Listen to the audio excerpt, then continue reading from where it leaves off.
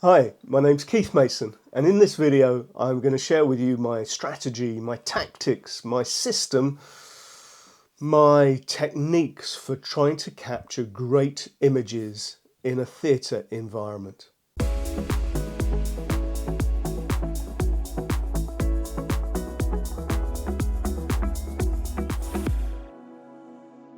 Theatres and gigs are very difficult environments in which to photograph, but you can get some great pictures. Shooting in a theatre is both a technical and an artistic challenge.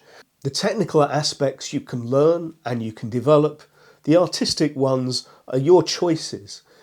And what I would suggest is that you're trying to evoke the feeling that you get in the environment when you're seeing it.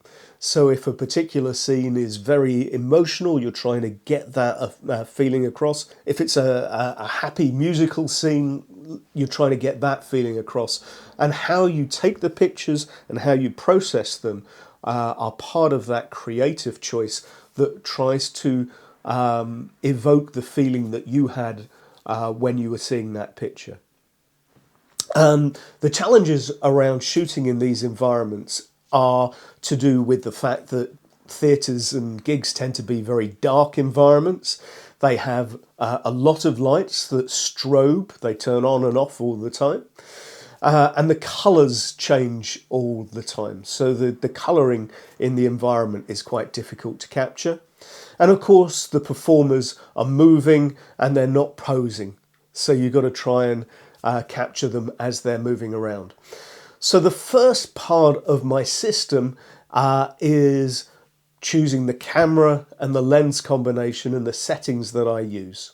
In terms of cameras, I had the Fujifilm X-T3 and the Fujifilm X-T20. In terms of settings, obviously you're in a dark environment, you're trying to get as much light into the camera as possible. You're trading shutter speed and camera sensitivity, or ISO, and aperture, i.e. depth of field. Now what I've found is that for most environments, if you're shooting in a theatre, you're trying to capture the performers, and so shutter is really important. And I've been shooting at 1/200th of a second. I find that captures the performers well enough in terms of focus, and then I'm trading off ISO and aperture. So I'm shooting in shutter priority. I've got the camera set up at either 3200 ISO or 6400 ISO. And what I found is that if I was using a prime lens with a very wide aperture, I could afford to shoot at 3200. If I was shooting with my 18-55, which I'm recording this on, which is a 2.8 lens, that I would move up the ISO to 6400. In Fujifilm, its face detection, eye detection is reasonably good. So for the most part, I was shooting with face detection on. In terms of exposure setting, I'm using the aperture ring to adjust. If the pictures are coming out too bright, I can adjust the aperture. It's very unlikely that I would change anything else. What you tend to find, of course, is that performers are spotlighted, and that can potentially lead to overexposure of the faces. So I tend to underexpose by 1 or 2 shots. Yes, the end pictures can be noisy. You can recover the noise in post-production. So I'm not that bothered about it. It's far better to be sharp than noisy. Last weekend I was working with a local theatre school that I work with a lot called Stageworks, and they were putting on a performance of All Shook Up, which is a jukebox musical based on the music of Elvis Presely. I had the opportunity to see the technical rehearsal, the dress rehearsal, and a number of the actual performances. So this is a breakdown of the cameras that I used and the lens combinations. Most of the pictures I took were on the X-T3, of which I took over 1,700 pictures and about 500 taken with the X-T20. The lenses that I used the most were the 18-55, which is a Fuji lens, and the Viltrox 56 mm 1.4. But you can see that in terms of the pictures that I saved, the ones that I thought were good, the highest proportion were with the X-T3 and the Viltrox 56mm. That was a lens I was really happy with. By comparison, the 35mm Fuji 1.4, I really didn't get very good pictures with them. There, if you're really close to the performers, you can get some good pictures, but because this particular theatre has a raised stage, I tended to end up shooting up people's noses and from a low position. It's not the most attractive place to shoot from, and consequently, although the lens is good, it wasn't suitable for this particular shooting environment. What I would say about planning for your photographs is if you can get to the rehearsals for a show, you begin to understand how the show works together, what the key dramatic scenes are, what the key quiet moments are, where the big show numbers are, and how they are performed.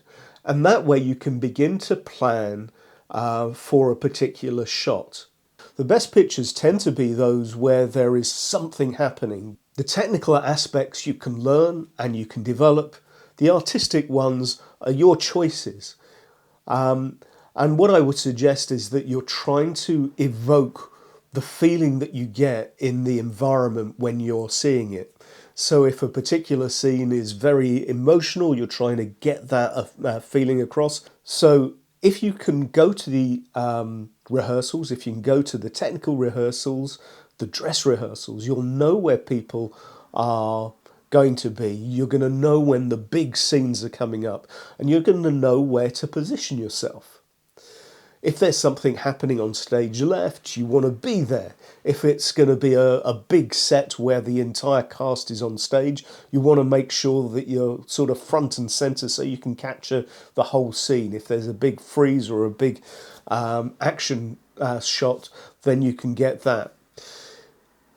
What I would say is that for jumps particularly, you've got to know they're coming up, and probably you want to up your shutter speed just for that shot. Perhaps continuous shutter would be the way to go and capture 4 or 5 pictures as the actor is going up and coming down, and hoping that you're going to get the best shot that you can.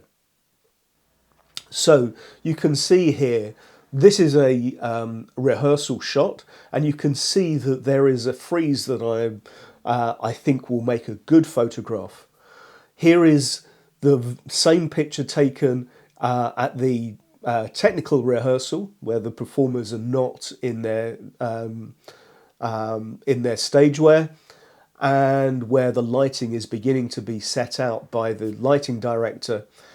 And this is the final shot.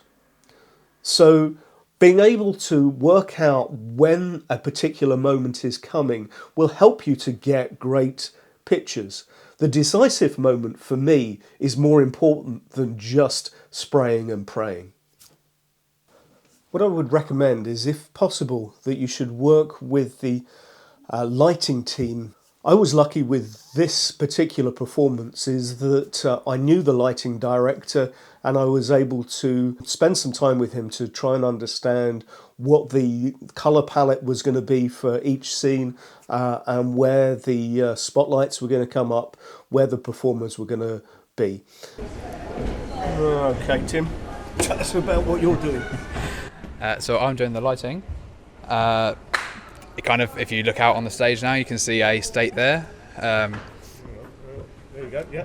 Yeah. So this is a canvas desk. This is just the lighting desk. It's computer based, and I've programmed everything, and we've got a whole load of cues which you can see on the screen here. How do you set the colours? So Michael's the director, and he gives me his vision. So a lot of these cues are based on what he had in his head. Some of them are my input as well. And it can range. It really depends on what you want to do. So for the jailhouse rock, which is this scene here, it's just a lot of blues. We have silhouettes at the start. It's an effect. Then there's the next scene is the hard rock cafe scene. and that's kind of more neutral. Sort of daylight is kind of, you're using the lights to actually set the scene as opposed to create an effect or an atmosphere. I like to call lighting like you're painting the stage. Sorry, during the song, is there changes in lights during the song itself? Yeah, absolutely. So for the beginning of Jailhouse Rock, we're actually in silhouette, and then as soon as Chad starts singing, we snap to spots on him, so you can actually see his face. And then actually during a dance break, then we add a bit more in, and we just it sort of helps to lift the song even more. So when there's a change in the song, or a lift, or even a downbeat, you change the lights to suit the mood, keep the audience engaged. The last part of my system, or strategy if you like, is post-processing.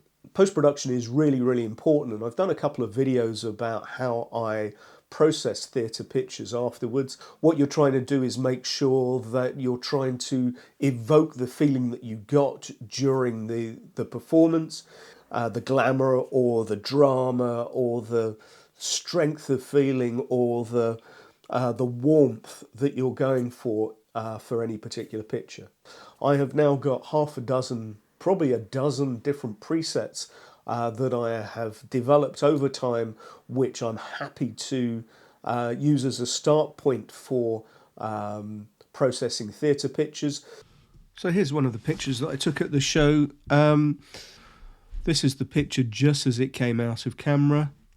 And you can see over here I've got a bunch of different presets that I've developed over time. Some of them emphasize the lights and brights, and sometimes it's much more a darker picture with a very heavy vignette. Because I tend to shoot maybe one or two stops down, I tend to move the exposure up and then bring the highlights and whites down accordingly. These various presets make use of that shooting technique. So I combine the settings that I've made in field with the presets that I've got.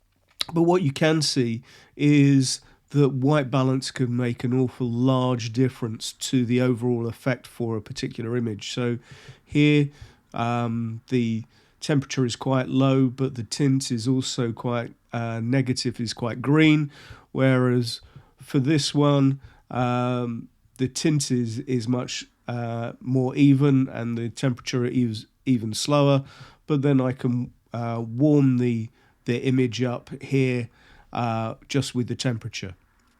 So post-processing can make a big difference in the overall impact that you have with your photographs, and I'd encourage you to develop your own to suit the sort of pictures that you're taking in theatre. Anyway, I'd like to thank you for watching the video. I hope you've enjoyed it or found it useful or interesting, and maybe there's a few takeaways that you may be able to use in your own work. If you have, please give it a thumbs up, maybe think about subscribing. Thanks very much for watching, and bye for now.